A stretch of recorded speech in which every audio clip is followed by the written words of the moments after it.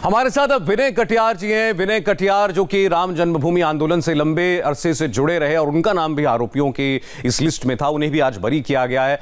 विनय कटियार जी, स्वागत है India TV पर आपका।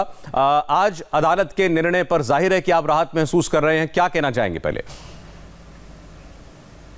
नहीं, बहुत अच्छी लग रही है और मन प्रसन्न हुआ है। जो बोझ था वो आज से उतर गया है। बड़ा भारी बोझ था और विभिन्न प्रकार की यातनाएं दी गई। जेल के अंदर रहना पड़ा, एनएसए के अंदर बंद होना पड़ा, ये सारी चीज़ें रहीं।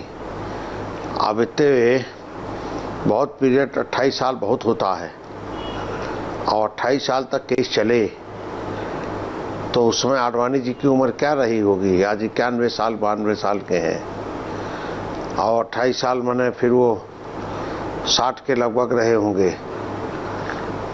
तो इतना भारी उम्र का और बाकी का जो मामला है, ये हम लोगों की उम्र क्या रही होगी?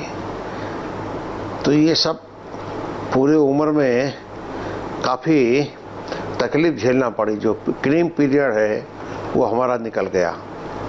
ये बात सही है कि इसमें वक्त बहुत लगा, लेकिन आज ये जब फैसला आया है तब भी आरोप लगाने वालों की कमी नहीं है। खास तौर पर असदुद्दीन ओवैसी वो कह रहे हैं कि अदालत की तारीख में काला दिन है। उन्होंने तो बहुत तल्ख शब्दों का इस्तेमाल करते हुए कहा कि आज कानून को हाँका जा रहा है, जहां चाहे वहां का फैसला लिया जा रहा है। ओवैसी की जो जवान है वो ठीक नहीं है। वो हमेशा ऐसे कुछ बोलते हैं, ये कोई नई बात नहीं है। और इधर कुछ दिनों को देखने में मिल रहा है कि उनकी जो बोलचाल की भाषा है वो अभद्र भाषा हो गई है। भद्र की जगह अभद्र भाषा हो गई है। तो इस पर उनको अपना कंट्रोल करना चाहिए, संयम रखना चाहिए और अपनी अदालत में जाए। वकील है वो, तो इसलिए वो ऊपर अदालत में जा करके अपना केस लड़े।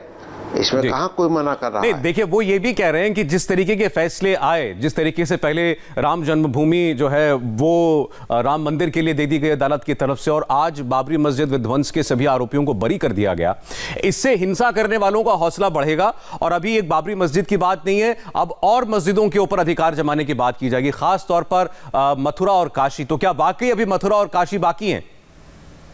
बाकी तो है, इसमें तो पूरा बाकी है।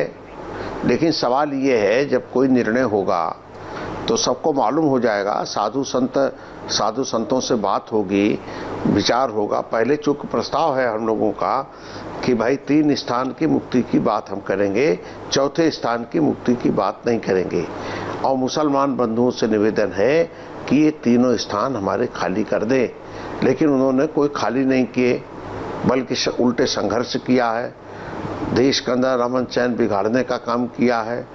तो ये हाँ, जो सुप्रीम कोर्ट का फैसला आया अयोध्या के विषय में, उस पर जरूर शांति उन्होंने बना करके रखी है। इसके वो बधाई के पात्र हैं। देखिए विनय जी, आप या बाकी लोग जिनका नाम इस मुकदमे में था वो भले बरी हो गए हों, लेकिन ये तो सच है कि 6 दिसंबर 92 को बाबरी मस्जिद ढाई गई थी। कोई तो उसका जिम्मेदार है। आपको किसी भी बात का अफसोस है तब से लेकर अब तक जो कुछ हुआ?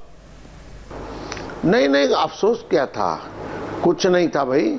कलंकित ढांचा है गया। आखिर वो ढांचा गिरता नहीं तो राम मंदिर कैसे बनता?